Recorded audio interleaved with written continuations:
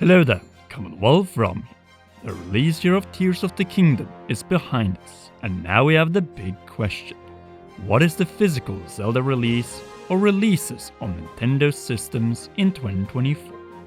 I think we have multiple, so more than 3 options, and it will greatly help to make this perspective more visible if you leave a like, subscribe and press that notification bell. The next new Zelda game is years away, but could we see something fill in the gap either on the Switch or its successor this year?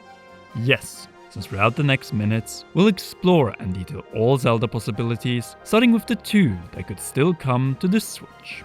Also a quick heads up, we're talking about The Legend of Zelda, not Hyrule Warriors, which could also show up this year, either as an imprisoning war title to represent Tears of the Kingdom, or just as a brand new installment of Hyrule Warriors with a new Link and Zelda, plus story, potentially marking an end to the era of the Wild and Tears Zelda. Alright, first Legend of Zelda option possible for the current Nintendo Switch, the Wind Waker HD and Twilight Princess HD, the only 2 3D Zelda titles missing on the system to make it the first complete one on any system, and both of these are nothing less than classics. One may have aged more gracefully than the other, but Twilight still has the better dungeons. The Wii U versions to the Switch is a no-brainer, unless Nintendo's saving these 2 titles for the next console. Why? Due to the potential of adding 4K to their titles. Plus, we have dual screen functionality Nintendo patents, and with them, rumors. Whether physical dual screens for undocked play like the DS systems, or for a wireless dock allowing for a Wii U solution. I want these 2 games, as the Wind Waker HD is a timeless classic with the best story in the series and the art style that is literally the ugly duckling. Hated at first, but has with age become the most beautiful swan on the lake that is aging so gracefully. Fitting, as this is a sailing adventure across the Great Sea. Either way, that covers the obvious 3D Zelda option, which we have talked about for many years now. Hopefully, this year's Wii U to Switch port, with the possibility of giving it 4K in the title on a new system, and probably not this year, might be too tempting for the Zelda team and Nintendo. If so, then we can always have a top-down remake. After all, we haven't had one since 2019. So 5 years. The 2 Oracle games have been brought up several times, mainly due to the fact that they, after the change in Hyrule Encyclopedia, are the next games in the timeline after Link's Awakening. Even so, since that 2019 remake, we have had the HD remaster of Skyward Sword in 2021. So here I'm hoping that we continue down the remake line to our next candidate, the Minish Cap.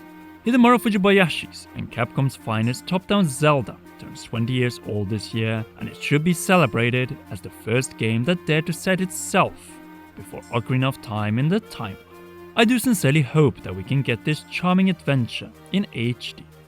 In fact, Sir Mela created some truly inspiring concept art for a sequel, and though it is far too soon after Tears of the Kingdom for a brand new Zelda, even top-down, I wouldn't say no to a Minish Cap remake first in this style. The game that first introduced the origin story of the Kingdom of Hyrule, Link's hat, and the only non-Ganon recurring villain in the franchise, Vati. If any top-down Zelda game deserves to be remade in HD on the Switch, 4K on its successor, and this year, then it is the Minish Cap. But what about Oracle of Ages and Seasons, the first Hidemaro Fujibayashi Zelda titles at Capcom? To put it short, not happening this year. Remaking one top-down Zelda in 16 bits is one thing. Remaking 2 top-down Zeldas from 8 bits to HD, or even 4K with all the dungeons, is a completely different cup of tea. Though it has to be pointed out that the Oracle games probably fit the Link's Awakening remake engine better than Minish Cap, which in my eyes need a distinct style worthy of the pixelated colourful masterpiece if remade for the modern age. Let's continue down the timeline past 4 Swords to the eternal Ocarina of Time. Since how many years did it take for this game to get its 3DS remake? A little under 13 years. How long has it been since said remake in 2024? 13 years. And this is the thing. The first 3D Zelda has never had new versions for its anniversary, that is to say 2003, 2008, 2013, 2018 or 2023. I know this since I was outside the Nintendo buildings in Kyoto where the game was developed on the day of its 25th anniversary launch day. So could 2024 be the year? And if so, on the Switch or its successor? Personally, I hope it will be the successor, much like Ocarina of Time was the first of Nintendo's biggest IPs on the 3DS with 3D in its title. Well, in 2024, Ocarina of Time could be the first Zelda game with 4K in its title. This simply writes itself, the origin story of Ganondorf and the Hero of Time reinvented and modernized for Nintendo's strongest system of all time, one with Nvidia DLSS upscaling to 4K, making it kind of the successor to the 3D version, from 3 to 4.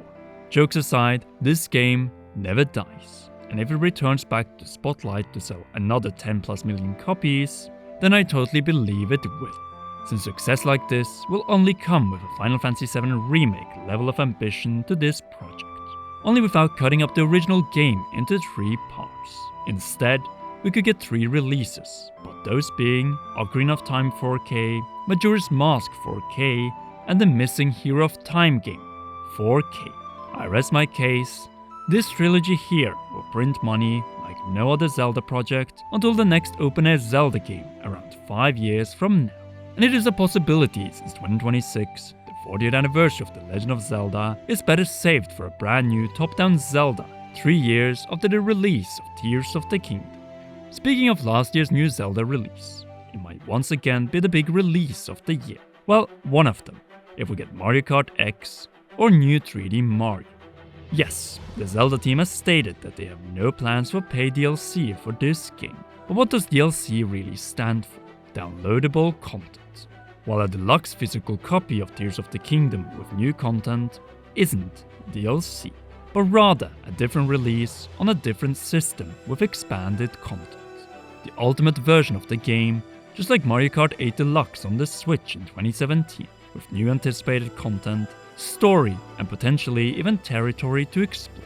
Just like we saw with the final Witcher expansion or Final Fantasy VII Remake integrate with Intermission.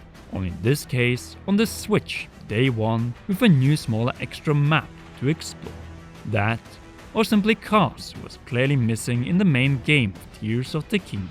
Say, locating him, and then completing one more dungeon, plus surrounding new territories and shrines to explore. With it, this circle will be complete. Well, that and Master Mode. But what is the main reason for bringing Tears of the Kingdom over to a system with Nvidia's DLSS? To upscale, and with it, deliver the first 4K Zelda game. And with new content, everyone will go for a second dip. With that said, my biggest fear is just plain The Legend of Zelda Tears of the Kingdom 4K. No added content, just the same game but in high resolution and frame rate. Marketing it as the first 4K Zelda, which in truth isn't, since there's no new content in it. The Last of Us scenario. I really hope that Nintendo is aware that a move like that will not only be met with lacking sales unless it's a free next-gen upgrade for existing copy holders of Tears of the Kingdom. You know, just like in the case of CD Projekt Red's Witcher 3 and Square Enix's Final Fantasy VII Remake, free next-gen upgrades from PS4 to PS5. Nintendo needs to tread a little carefully, and looking at all these options, it appears to me that Ocarina of Time 4K is the safest bet for a big start for the new system in 2024 and the one with the most potential forward for Zelda. Why? If this one is successful, both among critics and worldwide sales, so 10 million plus, you have the Hero of Time sequel Majora's Mask ready to join the 4K train. This way, realizing the dream of several YouTube fan animations from the 2010s.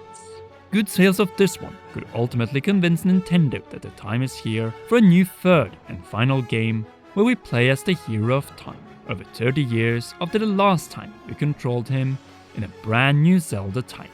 Since what I really want is a return to the era of the Hero of Time, a truly amazing part of the franchise that deserves new players in the 2020s. The Breath of the Wild and Tears of the Kingdom open-air generation. The same type of games like those is asking too much, but open-air mini could be an option. Or even Minish Cap 2 if the above is too ambitious, though probably more fitting in and around the 40th anniversary of the franchise. Either way, I want to see your thoughts about this and the other Zelda options for 2024 in the comments. And if you haven't already, then be sure to leave a like, subscribe and press the notification bell, since it makes this video more visible and helps the channel grow. Last but not least, a big thanks to all of you for watching, and to all our patreon.com/CommonRealm patrons for the financial support.